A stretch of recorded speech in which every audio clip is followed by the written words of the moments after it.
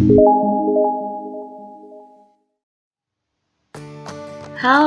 Assalamualaikum warahmatullahi wabarakatuh. Selamat pagi anak-anak semua. Bagaimana nih kabarnya kalian hari ini? Semoga tetap semangat ya, tetap dalam keadaan sehat, dan selalu menjadi anak kebanggaan orang tua yang soleh dan soleha. Kali ini, saya akan memberikan materi kepada kalian tentang pertumbuhan hewan pada subtema 3. Sebelum itu, marilah kita membaca basmalah bersama-sama agar ilmu yang kalian dapat pada pagi hari ini bisa bermanfaat buat kalian semua. Bismillahirrahmanirrahim. Nah, anak-anak, masuk pada materi yang pertama. Tapi sebelum itu, apakah kalian sudah menyiapkan alat tulis kalian dan juga buku catatan kalian? Nah, kalau belum, segera kalian mengambil buku catatan dan alat tulis kalian dan catat hal-hal penting yang ada pada video ini. Anak-anak, di Indonesia itu banyak sekali jenis-jenis hewan. Hewan-hewan tersebut ada yang bisa dipelihara dan ada juga yang harus dilindungi, karena hewan-hewan yang harus dilindungi merupakan hewan yang hampir punah. Hampir punah itu maksudnya hewan langka, hewan yang jarang kita jumpai, hewan yang hampir tidak ada keberadaannya. Maka dari itu, negara kita, Indonesia, melindungi hewan-hewan tersebut, melindungi hewan-hewan yang hampir punah, agar hewan-hewan tersebut tetap lestari. Seperti yang kalian ketahui, bahwa hewan merupakan salah satu makhluk hidup yang juga tumbuh dan berkembang. Hewan juga berkembang biak, anak-anak. Pada hewan, terdapat 3 cara berkembang biak. Cara yang pertama yaitu bertelur atau biasa disebut dengan ovipar. Hewan yang tergolong dalam ovipar ini hewan yang menghasilkan telur. Contohnya ada ayam, bebek, dan juga ikan. Lanjut, cara yang kedua yaitu melahirkan atau vivipar. Hewan yang tergolong dalam vivipar ini hewan yang berkaki 4. Mudah ya anak-anak ya. Hewan berkaki 4 itu ada kucing, ada juga macan, ada juga sapi, ada juga gajah, kuda, dan hewan yang berkaki 4 lainnya. Kemudian, cara berkembang biak yang ketiga ini merupakan kombinasi ya anak-anak ya. Harus kalian catat. Bertelur dan melahirkan. Harus kalian catat ya anak-anak ya. Ini adalah kombinasi dari 2 cara, yaitu bertelur dan melahirkan, yang disebut dengan ovovivipar. Nah, contohnya ada ikan pari, ular, buaya. Saya kasih contoh ya anak-anak ya, untuk ovovivipar ini biar kalian gak bingung. Saya kasih contoh buaya. Nah, pada hewan buaya ini, buaya itu bertelur anak-anak awalnya. Nah, tetapi telur buaya ini berada di dalam perutnya. Belum dikeluarkan ya anak-anak ya. Telur buaya ini ada di dalam perutnya. Kemudian bakal anak buaya yang ada di dalam telur ini berkembang biak dengan baik di dalam perut ibu buaya. Setelah itu, telur tersebut menetas. Tetapi menetasnya masih berada di dalam perut ibu buaya. Nah, kemudian setelah menetas, barulah anak buaya tersebut keluar dari perut ibunya. Inilah yang disebut ovovivipar. Paham ya anak-anak ya? Kalian bisa mencatat agar tidak lupa anak-anak. Ada juga anak-anak faktor yang mempengaruhi pertumbuhan dan perkembangan hewan. Bisa kalian lihat pada gambar tersebut, ada sapi, ada kuda, kambing, kelinci, ada burung, dan tentunya juga ada ayam. Hewan-hewan tersebut anak-anak mengalami pertumbuhan dan perkembangan dengan baik tentunya. Faktor-faktor terpenting inilah yang harus kalian ketahui. Anak, yang pertama ada faktor internal. Faktor internal itu faktor yang dibawa oleh induk atau orang tua dari anak hewan tersebut, yaitu ada genetik dan hormon. Faktor-faktor inilah yang dibawa oleh orang tua atau induk dari hewan. Kemudian, faktor eksternalnya atau faktor dari luarnya adalah makanan, lalu minuman, aktivitas. Nah, aktivitas ini juga sangat mempengaruhi pertumbuhan dan perkembangan hewan ya anak-anak. Ada juga suhu udara, seperti ayam yang tidak bisa hidup di udara yang dingin atau di cuaca yang sering hujan. Dan juga ada oksigen, kemudian yang keenam ada sinar matahari. Nah, sinar matahari inilah yang bisa menghangatkan atau membuat keadaan hewan-hewan tersebut menjadi lebih baik. Nah, sekarang kita masuk pada fase pertumbuhan hewan atau siklus hidup hewan atau daur hidupnya hewan. Nah, pertama kita akan membahas tentang ayam.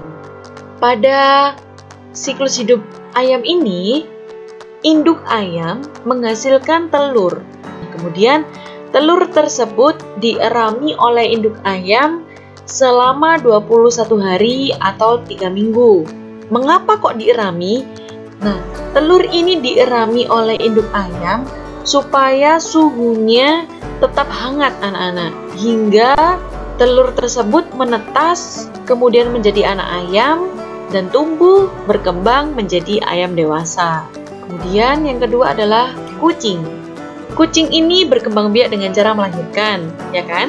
Nah, awalnya induk kucing ini melahirkan anak kucing, kemudian menjadi kucing muda dan tumbuh menjadi kucing dewasa. Pada siklus hidupnya kucing ini tidak mengalami perubahan ya anak-anak, karena dari awal kucing dilahirkan hingga menjadi kucing dewasa, bentuk tubuh kucing tidak berubah. Kalian bisa lihat pada gambar, di situ ada daur hidup ikan. Ikan itu merupakan hewan yang hidup di air. Jenis-jenisnya ikan ini banyak anak-anak. Ada ikan nila, ada ikan emas, ikan tongkol, dan juga ikan lele. Nah, ikan ini anak-anak bergerak dengan cara berenang. Berenang menggunakan apa? Ayo. Nah, betul sekali. Berenang menggunakan siripnya. Jangan lupa, ikan bernafas menggunakan insang. Ikan memiliki kulit yang bersisik. Nah, ikan ini anak-anak berkembang biak dengan cara bertelur. Dalam sekali bertelur, ikan itu bisa menghasilkan ribuan telur. Telur ikan ini menetas menjadi larva. Larva-larva ikan ini tumbuh menjadi ikan dewasa, bertelur kembali. Begitulah anak-anak proses fase pertumbuhan pada ikan. Kemudian di sampingnya kalian bisa lihat ada gambar siklus hidup dari katak. Nah, katak ini berawal dari telur anak-anak, sama ya dengan ikan, berawal dari telur, kemudian menjadi berudu atau biasa kalian sebut dengan kecebong katak, kemudian tumbuh menjadi kecebong memiliki kaki kecil, tumbuh lagi menjadi katak muda, kemudian menjadi katak dewasa. Lanjut, ada kupu-kupu. Ini adalah hewan yang indah anak-anak, hewan yang memiliki sayap yang indah, hewan yang bisa terbang, menghiasi taman, ya kan? Nah, di sini siklus hidupnya dimulai dari telur. Kupu-kupu ini anak-anak meletakkan telurnya di ranting dan daun yang dia inginkan. Telur tersebut berubah menjadi seekor ulat. Butuh waktu selama 3-5 hari anak-anak untuk menetas menjadi ulat ini. Setelah menjadi ulat, dia mencari makan. Setelah dirasa cukup dia mencari makan, dia akan menempel pada ranting atau daun untuk menjadi kepompong. Nah, setelah menjadi kepompong, dia akan merobek lapisan dari kepompong itu tadi. Kemudian muncul sayap-sayap kecil yang berlendir karena ada cairannya. Lalu kupu-kupu itu merangkak jalan ke atas ranting dan dia berdiam diri dulu, mengeringkan badannya, kemudian mengepakkan sayapnya dan siap untuk terbang menjadi kupu-kupu dewasa. Daur hidup kupu-kupu itu disebut metamorfosis. Mengapa disebut metamorfosis? Karena kupu-kupu mengalami perubahan bentuk dari telur menjadi ulat, menjadi kepompong, menjadi kupu-kupu yang indah yang terbang ke sana kemari. Lanjut, gambar sebelahnya adalah nyamuk. Nah, ini adalah gambar metamorfosis atau daur hidup nyamuk. Diawali dari telur. Nah, nyamuk ini anak-anak biasanya bertelur di genangan-genangan air.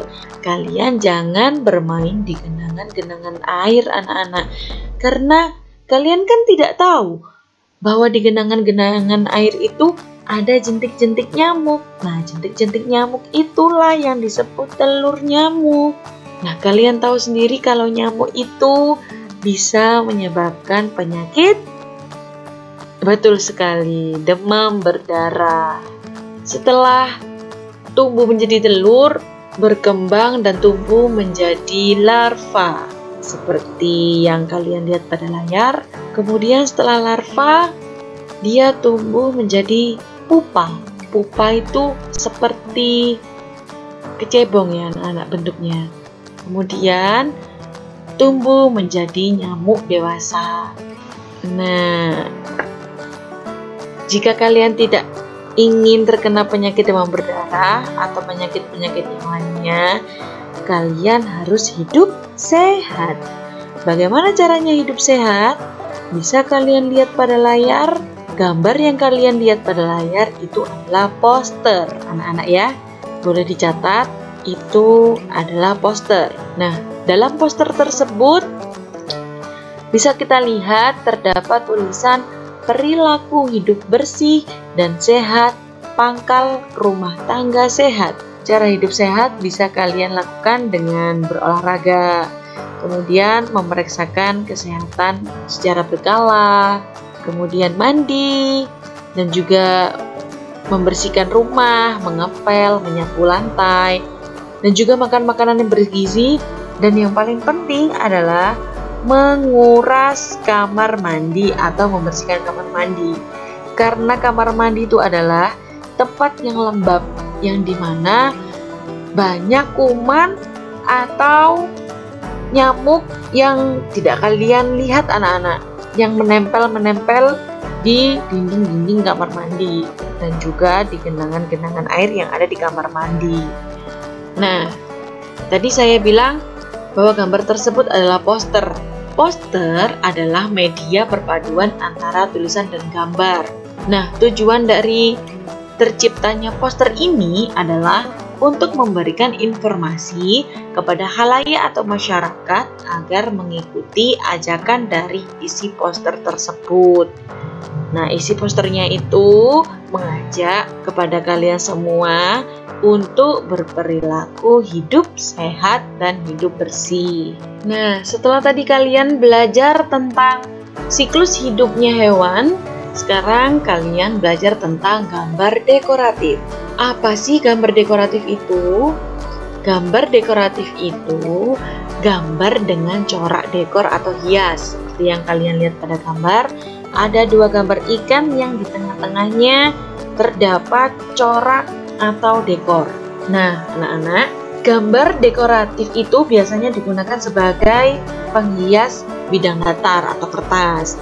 Tetapi seiring berkembangnya waktu, gambar dekoratif itu bisa digunakan sebagai sebuah karya seni. Seperti sekarang banyak lukisan-lukisan dekoratif ya anak-anak ya. Nah, unsur terpentingnya yang ada pada gambar dekoratif itu adalah garis. Garis itu banyak macamnya. Ada garis membujur yang bisa kalian gambar dari atas ke bawah atau bawah ke atas, dan juga garis melintang dari kanan ke kiri atau dari kiri ke kanan, dan juga garis lengkung, kemudian garis zigzag. Nah, sampai sini paham ya anak-anak ya? harus dicatat agar kalian tetap mengingat dan bisa dibuat belajar. Sekarang coba kalian tebak gambar yang saya tunjukkan pada layar. Kalian harus bisa menebak menirukan gerak hewan apakah gambar-gambar yang akan saya tunjukkan kali ini. Gambar yang pertama, nah ada gambar seperti ini anak-anak. Kalian bisa menebak gak? Ini ada pada kitab kalian. Kalian lihat posisi seperti ini menirukan gerak hewan apa anak-anak? Lalu yang kedua, nah ada posisi merangkak. Ayo coba tebak menirukan gerak hewan apa ini? Kemudian yang ketiga, ada seperti gerakan mengepal tangan ke atas ya anak-anak ya. Saya kasih clue, saya kasih bocoran sedikit. Di gambar yang ketiga ini menirukan gerakan kepompong. Nah pasti kalian sudah tahu ini. Betul sekali, ini adalah gerakan meniru hewan kupu-kupu. Bisa kalian lakukan sendiri anak-anak di rumah bersama adik kalian atau kakak kalian atau orang tua kalian. Kemudian kita lanjut. Nah, kalian bisa lihat bahwa ada 3 anak perempuan yang sedang bermain lompat tali. Dalam permainan lompat tali ini anak-anak bisa kalian lakukan 3 orang atau lebih. Dengan 2 orangnya sebagai pemegang tali, kemudian sisanya menjadi pemainnya yang melompat tali. Nah, kegiatan bermain tali ini banyak manfaatnya anak-anak. Bermain lompat tali ini bisa menguatkan otot kaki kalian. Dan juga kegiatan bermain lompat tali ini anak-anak, lompat-lompat ini bisa membuat tubuh kalian menjadi tinggi. Makanya sering-seringlah bermain lompat tali atau bermain lompat-lompat yang lainnya biar tubuh kalian cepat tinggi. Nah, saat bermain kalian diharuskan bermain dengan sportif. Sportif itu artinya bermain dengan jujur, bermain dengan baik. Kemudian kalian juga harus bermain dengan kompak, bekerja sama dengan baik, dan harus rukun. Kemudian harus saling tolong-menolong ketika teman kalian terjatuh atau ketika teman kalian tertimpa musibah saat bermain, kalian harus saling tolong-menolong. Kemudian tidak membeda-bedakan teman. Maksudnya kalian tidak boleh membeda-bedakan teman.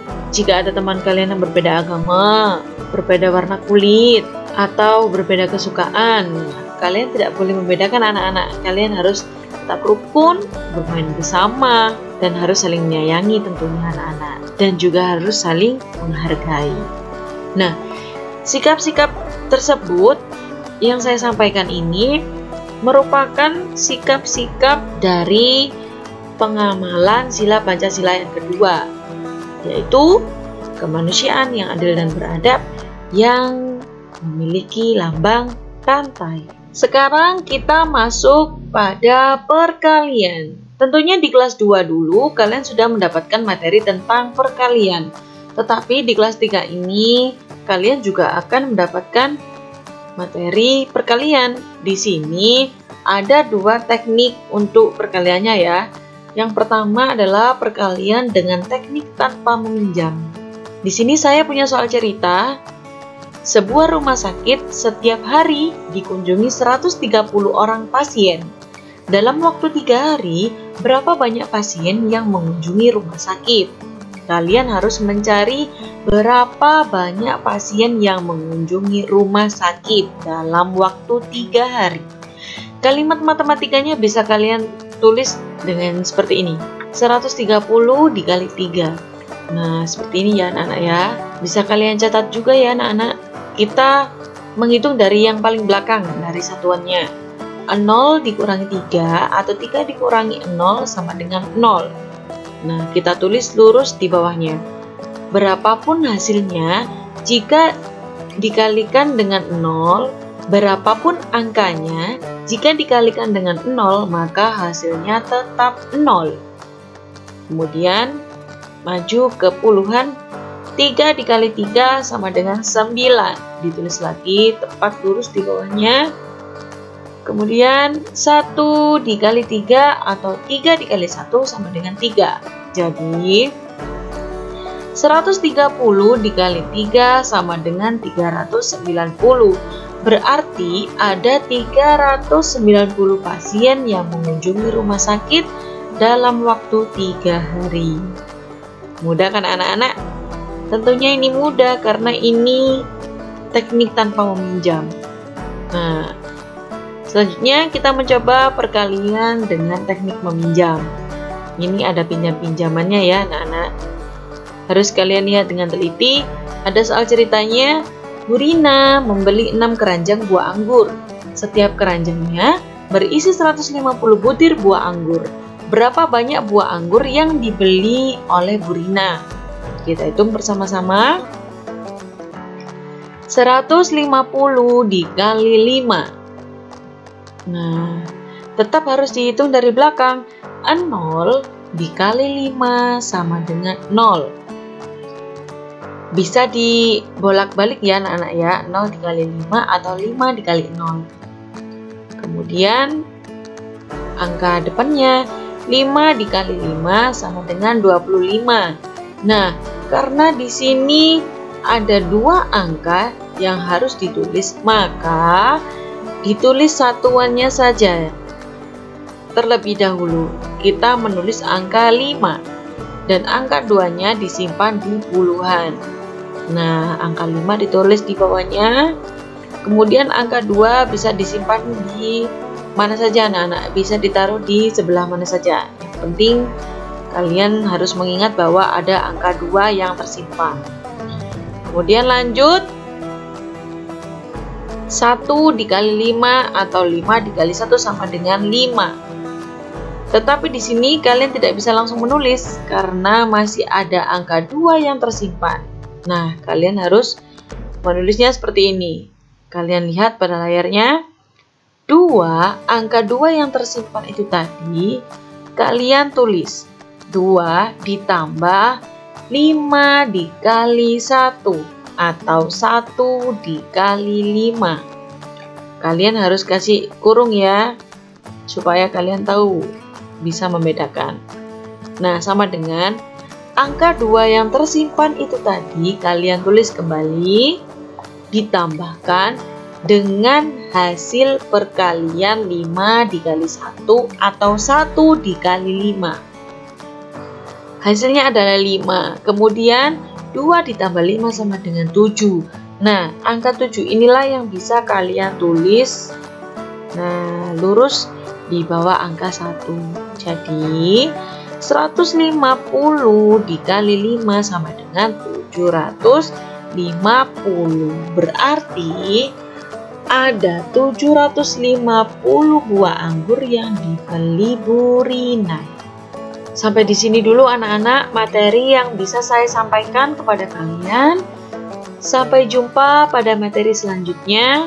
Wassalamualaikum warahmatullahi wabarakatuh. Tetap semangat!